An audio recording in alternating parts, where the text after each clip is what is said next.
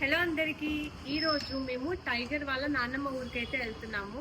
So day in my life, మా అత్తగారి ఇంట్లో నా డే ఎలా ఉంటుందో ఈ వీడియోలో చూసేయండి. ఎక్కడికైనా వెళ్ళేటప్పుడు ఇట్లా కార్ వాష్ చేస్తారు, అది కూడా మొత్తం రెడీ అయినాక గుర్తొస్తుంది మా వారికి.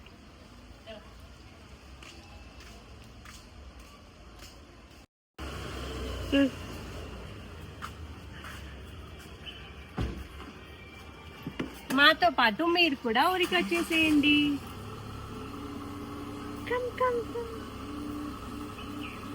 ఇంకా మా ఇంటి నుండి మా ఊరికి వెళ్ళాలంటే ఆల్మోస్ట్ 1.5 hours అయితే పడుతుంది.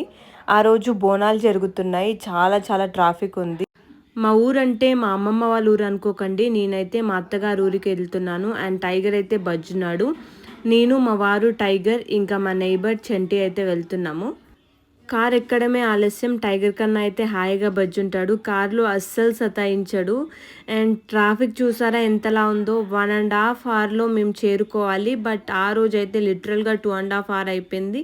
డే మొత్తం వేస్ట్ అయిపోయింది. మేము అరౌండ్ 1 o'clock అలా స్టార్ట్ అయ్యాము. బట్ ఊరికి వెళ్ళేసరికి 3:30 అలా అయితే అయిపోయింది.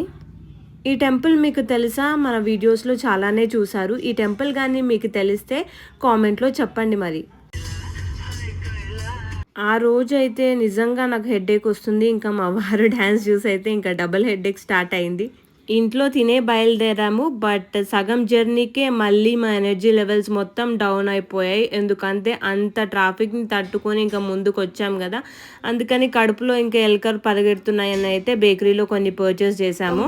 అయితే వచ్చినాము, ఆకలి అవుతుందని క్రీమ్ బన్ ఇంకా కర్రీ పఫ్ తీసుకున్నాం. కర్రీ పఫ్ ఎగ్ పఫ్ తీసుకున్నాం. టైగర్ కూడా తింటాడంట. నేను సరే సరే.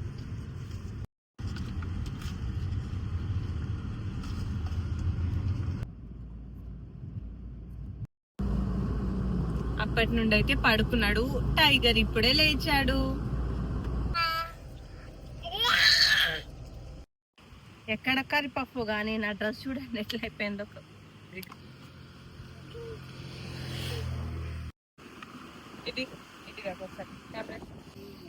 కారు చెత్త చేసిండు ఎవరు? టైగర్ ఇంకా వాళ్ళ డాడీ. ఇంకా నిద్ర నుండి లేవంగానే టైగర్ డాడీ అయితే సాంగ్స్ పెట్టాడు. టైగర్ ఇక్కడ డాన్స్ చేస్తున్నాడు. టైగర్కి సాంగ్స్ అంటే చాలా ఇష్టము. 3 months ఉన్నప్పటి నుండే సాంగ్స్ వింటాడు టైగర్. నా ఫేవరెట్ స్వీట్ అయితే మైసూర్ పాక్. సిటీలో అంటే ఈ టేస్ట్ లో ఉండవు, ఊర్లో అయితే అమ్ముతారు ఇలాంటివి, చాలా బాగుంటాయి. నేను చిన్నప్పుడు మా అమ్మమ్మ వాళ్ళ ఇంటికి వెళ్ళినప్పుడు తినేదాన్ని. ఇప్పుడు కొత్తగా ప్యాకేజ్ వచ్చింది వీటికి, కానీ ముందు ఇలా ఫుల్లాగా అమ్ముతుండే. మా కడుపు అయితే నిండింది.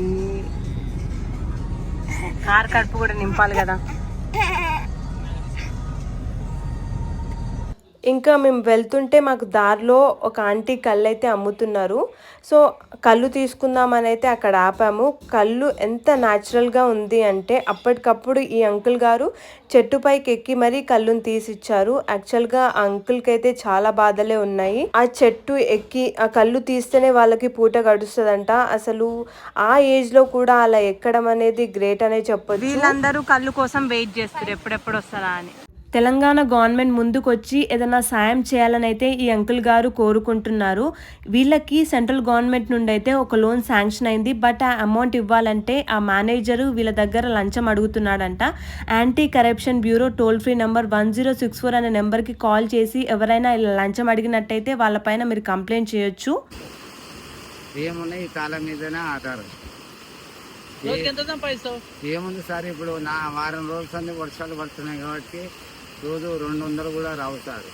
వర్షం పడకపోతేనే వస్తాయి, 500-600 వస్తాయి. కానీ గ్యారంటీ కూడా లేదు. ఎప్పుడు చచ్చిపోయే తెలియదు, ఎప్పుడు బతికే తెలియదు.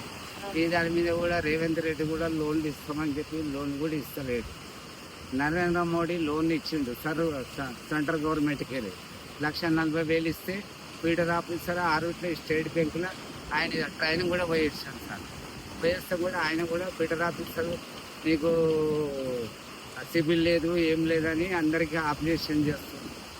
అమాయక ప్రజల్ని లంచం పేరుతో మోసం చేయడం చాలా తప్పు. ఇంకా మేము ఊరికి ఎప్పుడొచ్చినా ఊరు నుండే మేము కూరగాయలు పర్చేస్ చేస్తాము. ఫ్రెష్‌గా కూడా ఉంటాయి అండ్ ఆల్సో అఫోర్డబుల్‌గా కూడా దొరుకుతాయి. ఇంకా మా ఊరికైతే వచ్చేసాం. 2:30 గంటల జర్నీ అయితే అయ్యింది. జర్నీలోనే సగం రోజు గడిచిపోయింది. ఇంకా అలసిపోయాం కూడా. ఇదే మా అత్తగారిల్లు.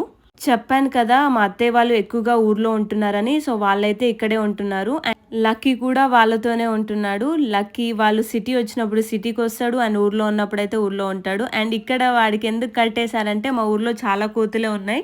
వాటిని చూస్తూ టైం పాస్ అవుతుందనే ఇంటెన్షన్‌తోనైతే మా అత్తయ్య గారు ఇక్కడ కట్టేశారు లక్కీని. అండ్ మేము రాగానే ఎక్సైట్‌మెంట్ వేరే లెవెల్‌లో ఉంది. నా దగ్గరికి కూడా రాకుండా వాళ్ళ డ్యాడీ దగ్గరికైతే ఫస్ట్ వెళ్తున్నాడు. ఎందుకంటే నాతోని కొంచెం అటాచ్‌మెంట్ అనేది తక్కువ ఉంది లక్కీకి. నేను ప్రెగ్నెన్సీ టైంలో ఇంకా వాళ్ళ డ్యాడీ చెప్పిండు మమ్మీ దగ్గరికి వెళ్ళొద్దు అని చెప్పి. అప్పటి నుండి ఆ విషయం గుర్తుపెట్టుకొని నా దగ్గరికి రావడం చాలా తగ్గించేసిండు లక్కీ. నేను ఊరికి వెళ్ళే టైంకి మా మామగారు ఇంకా బావగారు అయితే అక్కడ లేరు. వాళ్ళు ఎక్కడికో వెళ్ళారు. నేనైతే చాలా రేర్‌గా మా అత్తగారు ఊరికి వెళ్తాను. పెళ్ళైన తర్వాత చాలా తక్కువగానే వెళ్ళాను. ఎందుకంటే మా అత్తయ్య వాళ్ళు అప్పుడు సిటీలోనే ఉన్నారు కాబట్టి మేము ఏమున్నా కూడా సిటీలోనే ఉండేవాళ్ళము. అండ్ ఏదైనా పండగలు ఉన్నప్పుడే అప్పుడప్పుడు ఊరికి వెళ్ళేదాన్ని. బట్ ఇప్పుడు మా బావగారు చనిపోయిన తర్వాత అయితే ఎక్కువగా ఊరికి వెళ్తున్నాం. ఎందుకంటే మా అత్తయ్య వాళ్ళు అక్కడే ఉంటున్నారు కాబట్టి ఇంకా మేము రెగ్యులర్గా వెళ్ళాల్సి వస్తుంది ప్రతి వీకెండ్కి. లక్కీ హ్యాపీనెస్కి అయితే అసలు అవధులు లేవు. లక్కీ కార్లో వెళ్దామా లక్కీ? లక్కీ కారు ఎక్కుపా. Bye Lucky. కారు ఎక్కేసి ఇక పట్టుకోరా. ఇంకా మేమందరం కలిసి మా పొలం దగ్గరికి వెళ్దామని అయితే అనుకుంటున్నాము. ఇక్కడ ఒక డిస్కషన్ అనేది నడుస్తుంది. లక్కీ గార్డ్ ఎందుకు లక్కీ అని ఇంట్లో పెట్టేసి వద్దామని. వాడికి కార్లో ఎక్కి తిరగడం అంటే పంచ ప్రాణాలు. అట్లాంటిది వీళ్ళు ఇంట్లో పెడతానంటే నా మనసు ఒప్పలేదు. అందుకని లక్కీ గారిని కూడా తీసుకెళ్దాం అనేసి అయితే మేము లక్కీ ఇంకా మా అత్తయ్య మేమందరం కలిసి వెళ్తున్నాం. మామయ్య బావగారు అయితే ఎక్కడికో వెళ్ళారు. వాళ్ళు రాలేదు ఇంకా ఇంటికి. అండ్ మేమందరం కలిసి అయితే కార్లో వెళ్తున్నాము. మా పొలం అయితే మా ఇంటి నుండి 2 కిలోమీటర్స్ అలా ఉంటుంది. అందుకని కార్లో వెళ్తున్నాము. ఇంకా నడుచుకుంటూ వెళ్ళలేము కదా అంత దూరము. అండ్ పొలానికి వెళ్తుంటే సీనరీ చాలా చాలా బాగుంటుంది. అసలు పొలానికి వెళ్తే మళ్ళీ రిటర్న్ రాబుద్ది కాదు. యాక్చువల్గా అక్కడైతే సిగ్నల్స్ రావు, ఎందుకంటే నెట్వర్క్ ఉండదు. అండ్ మా ఊర్లో ఓన్లీ ఎయిర్టెల్ నెట్వర్క్ మాత్రమే ఉంటుంది. అదర్ సిమ్ ఏది పనిచేయదు. అండ్ ఈ వీడియో పెట్టాలనుకున్నా అసలు నెట్ వాడాలనుకున్నా కూడా టెర్రస్ పైకి వెళ్తే ఏదో 1 పాయింట్ అలా అయితే వస్తుంది. బట్ ఇంత సీనరీ చూసి అసలు నెట్ లేకపోయినా కూడా మొబైల్ లేకపోయినా కూడా బతికేయచ్చు అలా అనిపిస్తుంది. అండ్ ఇలాంటి ప్లేస్లో కూడా మనల్ని గుర్తుపట్టి మనతో ఫోటో దిగుతున్నారు. అది చాలా పెద్ద విషయం అనే చెప్పొచ్చు.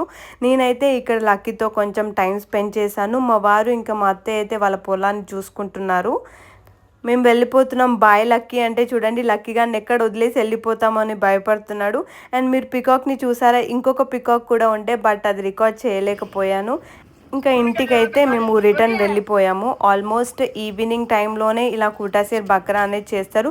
యాక్చువల్గా ఈ పండుగ ఎందుకు చేస్తారంటే ఊర్లో ఉన్న జనాలందరూ బాగుండాలి, వాళ్ళకి ఎలాంటి హెల్త్ ఇష్యూస్ రాకూడదు, అండ్ పంట పొలాలు కూడా బాగా పండి అందరూ ఆనందంగా ఉండాలనే ఇంటెన్షన్తోని ఇలా రెయినీ సీజన్లో అంటే పంట వేసేటప్పుడు అమ్మవారికి మేకను బలిచ్చి మొక్కుకొని పంట మంచిగా పండాలి, ఎవరికి ఎలాంటి నష్టాలు రాకూడదు, అందరు హ్యాపీగా ఉండాలి, మంచి ప్రాఫిట్ రావాలని అయితే ఇలా మొక్కుకుంటారు. ప్రతి ఒక్క ఇంటికి మేకనేం బలివ్వరు. కొంతమంది కలిసి కొన్ని మేకల్ని బలిచ్చి అందరూ కొన్ని భాగాలుగా అయితే పంచుకుంటారు. సో ఇక్కడ అదే ప్రాసెస్ జరుగుతుంది. ఒక్కొక్కరికి ఫ్యామిలీకి ఒక్కొక్క భాగం ఇద్దామనేసి అయితే ఇలా కుప్పలుగా పెడుతున్నారు. సో మా వంతుకైతే మా భాగాన్ని మాకు ఇచ్చేశారు. ఇంకా నేనైతే మటన్ కర్రీ ప్రిపేర్ చేస్తున్నాను. యాక్చువల్గా నేను ఎప్పుడు మా అత్తగారి ఇంటికి వెళ్ళినా ఎక్కువగా నేనే వంటలు చేస్తాను. మా అత్త ఆల్రెడీ బగారా రైస్ చేసింది. బగారా రైస్, సో మటన్ తిననోళ్ళ కోసం చికెన్ కర్రీ,